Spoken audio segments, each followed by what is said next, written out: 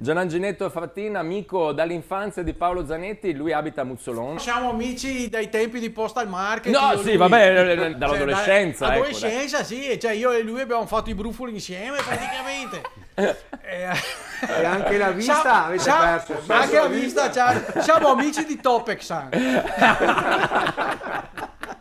Io stavo guardando quei dolci lì, ti dicevano su, dicevano e Ghilardino fa giocare. Ma io so che dite che le tue idee vincenti, lungimiranti. E quando hai tirato fuori veramente, te che ne hai tempo?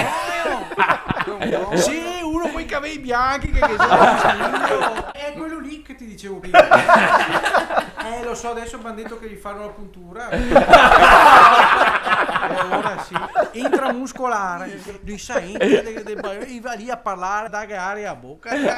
Giananginetto è in diretta. No, scusa, ci voleva sta vittoria qua per darci proprio a lui, perché lui veramente ci mette tutto quanto Bello si è visto, per questa com'è. squadra, veramente ci tiene tanto al Verona. Spero che sia la prima di tante intuizioni fatte così alla sì.